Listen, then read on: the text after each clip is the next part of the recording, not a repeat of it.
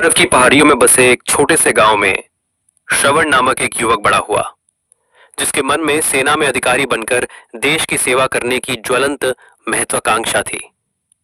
अपने परिवार की गरीबी और विपरीत परिस्थितियों के बावजूद श्रवण भारतीय सेना में शामिल होने और अपने परिवार को गौरवान्वित करने के लिए दृढ़ था। श्रवण का गांव गरीब था और उसके परिवार को जीवन यापन के लिए संघर्ष करना पड़ता था। उसके पिता किसान थे और उसकी मां घरेलू कामकाज संभालती थी। श्रवण और उसके भाई बहनों की देखभाल करती थी।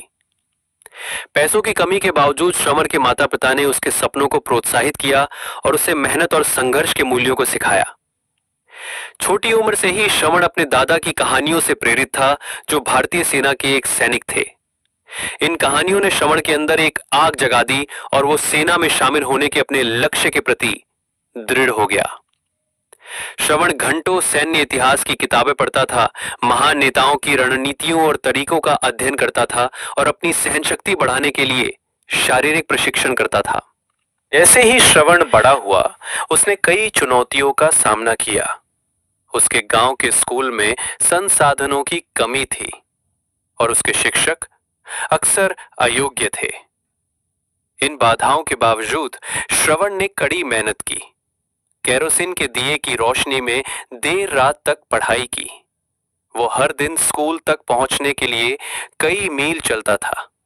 अक्सर घर पर भोजन की कमी के कारण भूखा रहता था। जब श्रवण 18 वर्ष का हुआ, उसने भारतीय सेना में शामिल होने के लिए एक महत्वपूर्ण कदम, संयुक्त रक्षा सेवा CDS परीक्षा के लिए उपस्थित हुआ। हालांकि वो अपने पहले प्रयास में परीक्षा उत्तीर्ण नहीं कर पाया। हतोत्साहित हुए बिना श्रवण ने अध्ययन और तैयारी जारी रखी। सफल होने के लिए दृढ़ था। महीने सालों में बदल गए और श्रवण ने एक के बाद एक असफलता का सामना किया। वो अक्सर हताश महसूस करता था, लेकिन अपने दादा की कहानियों और अपने परिवार के बलिदानों की यादें उसे आगे बढ़ने के लिए प्रेरित करती थी। अंततः अपने चौथे प्रयास के बाद श्रवण ने CDS परीक्षा उत्तीर्ण की और भारतीय सैन्य अकादमी IMA के लिए चुना गया।